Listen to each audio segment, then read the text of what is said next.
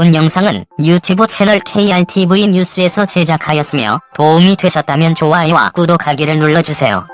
감사합니다. 2000년 초 한국원자력연구소의 레이저 연구팀 과학자들은 특수금속의 농축 시험을 하고 있었다. 마침내 그 목적한 실험이 모두 끝나고 그 실험시설을 폐쇄해야 할 단계에 이르게 된다. 그 실험시설을 그냥 폐쇄하기가 아쉬웠던 레이저 연구팀의 팀장은 당시 원자력연구소의 소장이었던 장인순 박사를 찾아와 한 가지 은밀한 제안을 하게 된다. 실험시설을 만드는데 수백억이라는 돈이 들었는데 이대로 폐쇄하기에는 너무나 아까우니 실험시설을 영구 폐쇄하기 전에 우라늄 농축 실험을 한번 해보자는 제안이었다. 장인순 원자력연구소장은 고민 끝에 우라늄 농축 실험을 허락한다. 그 실험시설을 폐쇄하게 되면 이제는 이 땅에서 우라늄 농축 실험을 할 수 있는 마지막 기회조차도 없어지기 때문이었다. 우라늄 농축 기술을 확보한다는 명분 아래 우라늄 농축 실험을 허락하게 되고 그 농축 실험은 비밀리에 감행하게 된다. 그 실험은 급기로 원자력연구소의 레이저 연구팀 과학자 일부만 참여하여 레이저를 이용한 농축 실험을 진행하게 된다. 이 레이저 우라늄 농축 실험은 청와대에도 알리지 않은 실험이었다. 3개월 후 장인순 소장 앞으로 2페이지 분량의 리포터가 도착한다. 첫 번째 실험에서 농축도 12%, 세 번째 실험에서 농축도 77%. 장인순 박사는 당시 세 번의 농축에 77%의 농축도를 보였다고 강연에서 말하였는데 평화방송 오동선 PD가 당시 실험에 참여했던 관계자와 참여정부 NSC 관계자에게 중복 확인한 결과는 90% 이상의 무기급 농축이었다고 한다. 그 당시 농축된 우라늄은 0.2g이었다. 농축된 우라늄의 양은 0.2g에 불과하였지만 농축 시험을 완벽하게 성공했다는데 더 큰 의미가 있었다. 농축 양은 시간과 재료만 확보한다면 얼마든지 만들 수가 있지만 농축 실험의 성공이 없다면 아무런 의미가 없기 때문이다. 본 영상은 유튜브 채널 KRTV 뉴스에서 제작하였으며 도움이 되셨다면 좋아요와 구독하기를 눌러주세요. 감사합니다.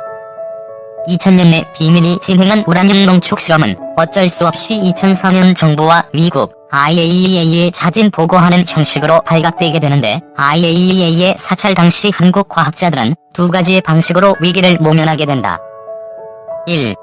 희석 실험 농축된 우라늄의 농도를 역실험으로 우라늄 235에 우라늄 238을 섞어 농축도를 다시 떨어뜨려 증거를 희석하는 방식을 사용하였다. 2. 모자 씌우기 다른 실험을 전면에 내세워본 실험을 감추는 방식을 이용한 것이다. 일부 과학자가 동위원소 분리 레이저 연구 장치에서 가도리늄, 탈륨, 사마리움을 분리 실험하다가 순수한 학문적 호기심에서 우라늄 추출 실험을 같이 했을 뿐이라고 보고한다. 그러나 실제로는 고농축 우라늄 추출 실험이었다. 또한 우라늄 농축 실험을 위한 장비는 우리가 자체 제작하는 기술이 없어서 러시아제를 밀반입한 것이라고 알려졌지만 실제로는 우리 과학자들이 직접 제작한 것이라고 한다.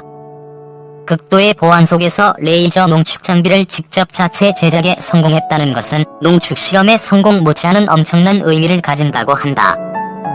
비상시 강대국의 감시를 피해 비밀리에 우리 기술로 직접 농축 장비를 제작할 수 있기 때문이다. 실험 후 실험에 사용되었던 장비는 모두 해체되어 보관되어진 상태지만 그 기술과 데이터는 어딘가에 따로 보관되어 있다고 장인순 박사는 증언한다. 핵무장 가능기간, 비상시. 본 영상은 유튜브 채널 KRTV 뉴스에서 제작하였으며 도움이 되셨다면 좋아요와 구독하기를 눌러주세요. 감사합니다. 1. 서울대 원자핵공학과 석윤열 교수. 한국은 이미 고리, 월성, 영광 등의 21개의 원자력 발전소를 운영하며 신고리 등의 7기를 건설하고 4기를 건설 준비 중인 세계 5대 원자력 강국이며 체르노빌과 후쿠시마로 흔들린 러시아와 일본을 제치고 3대 원자력 강국으로 나아가고 있다. 한국은 핵무기는 없지만 레이저 재처리 우라늄 농축 기술, 플루토늄 추출 기술, 원심 분리 기술을 개발하고 있다. 특히 레이저 우라늄 농축 기술은 세계가 괄목할 정도의 경지에 이르러 있고 유사시 단기간에 핵무장을 할 수 있는 재정적, 기술적 역량이 충분하다. 우리나라 원전에 쌓인 사용 후 핵연료는 1만 톤을 넘고 이중 플루토늄이 수십 톤으로 플루토늄 폭탄을 대량 생산할 수 있다. 공식적으로 표명하지는 않지만 핵무장에 필요한 고농축 핵물질 제조 기술은 천연 우라늄 농축에서 해결료 재처리 시설을 통한 플루토늄 농축에 이르기까지 대량 생산이 가능한 수준으로 최소한 6개월 이내에 기폭장치와 투발수단을 갖춘 핵무장이 가능하다. 우리나라는 핵개발을 위한 고폭, 기폭, 유도장치 등 95% 기술을 보유하고 있으며 플루토늄 폭탄의 경우 핵폭탄 실험을 위한 물리적 공간이 필요하지만 세계 초인류 디지털 기술을 보유한 대한민국의 능력으로는 슈퍼컴퓨터를 이용한 가상 실험을 통하여 충분히 핵실험의 대체가 가능하며 가상 공간에서 핵폭탄 실험을 구현할 수 있다. 단, 우라늄탄은 핵실험이 필요 없다. 1945년 8월 6일 미국이 일본 히로시마에 리틀 보이를 투하하였는데 이것은 우라늄탄으로 핵실험의 단계를 거치지 않고 바로 히로시마에 투하시킨 것이다. 2. 평화방송 오동선 라디오 PD 한국의 기술 수준으로 볼 때 레이저 분리 시스템을 적용하면 늦어도 3개월이면 핵무기 1기를 제조할 수 있는 수준이라고 말했다. 3. 레이저 농축법을 이용한 핵무기 1기 제조 이론적 시간 핵폭탄 1개를 만들려면 90% 이상 농축된 우라늄 235가 20kg 정도 필요하며 이를 위해서는 천연 우라늄 3.5톤이 필요한데 레이저 농축법은 2시간 단위로 한 사이클이 계속되며 90% 이상 농축된 우라늄 235를 20kg 얻는데 30만 초밖에는 걸리지 않는다고 한다. 이것은 다시 말해서 농축 우라늄 235 1kg을 얻는데 4.2시간이 소요되는 것에 불과하다는 것으로 국가 비상시에는 초단기간에 전술핵무장을 할 수도 있다는 이론적 설명이 가능하다. 4. 증강핵 분열탄 제조 우리는 사실 플루토늄 재처리, 우라늄 농축을 90% 이상 해야 하는 이런 과정을 거칠 필요가 없다는 겁니다. 요즘 화두가 되는 증강핵 폭탄이나 수소폭탄을 만들려면 순도가 낮거나 농도가 낮은 게 필요합니다. 그런 부분은 우리 현재 기술로 충분히 할 수 있습니다. 우리는 그렇게 많은 양이 필요한 게 아닙니다. 우리는 단순하게 증폭분열탄이나 수소폭탄의 기폭만 하면 되기 때문에 굉장히 저순도로도 가능합니다. 일반 원폭을 만들기 위해서는 순도가 높은 플루토늄이나 90% 이상 농축된 우라늄이 있어야 하기 때문에 플루토늄 재처리 시설이나 우라늄 농축 시설이 있어야 하지만 증강핵 분열탄이나 수소폭탄을 만들기 위해서는 고순도 플루토늄이 아니더라도 가능하다는 겁니다. 우리가 필요한 것은 90% 이상의 고농축의 폭발력이 아니고 온도와 압력입니다. 이 온도와 압력을 생성하려면 오히려 순도나 농도가 낮아야 합니다. 그렇기 때문에 우리는 그런 거대한 농축시설, 재처리 시설 없이도 바로 건너뛰어 증폭핵 분열탄을 만들 수 있다는 것이죠. 자동차로 치면 바로 소형차가 아닌 대형차를 만들 수 있는 겁니다. 또한 우리는 지하철 공사를 했고 동대문 운동장을 헐어내렸습니다. 이건 기폭, 내폭 기술을 가지고 있다는 겁니다. 핵폭탄을 만드는데 주된 비용은 원료 부분입니다. 플루토늄 239를 확보하는데 비용이 많이 드는데 그런 면에서 우리는 이미 수많은 플루토늄을 확보하고 있기 때문에 그렇게 큰 비용은 들지 않습니다. 1기 개발 총비용은 약 1조 원 정도, 기간은 12개월 정도가 소요가 되고 시행착오나 실험은 슈퍼 시뮬레이션으로 해결할 수가 있습니다. 이스라엘도 실험 없이 하였습니다. 북한처럼 실험을 할 필요가 없다는 겁니다. 1조 원으로 개발이 되면 그 다음부터는 양산체제로 들어가기 때문에 비용은 아주 저렴하게 만들 수가 있는 겁니다.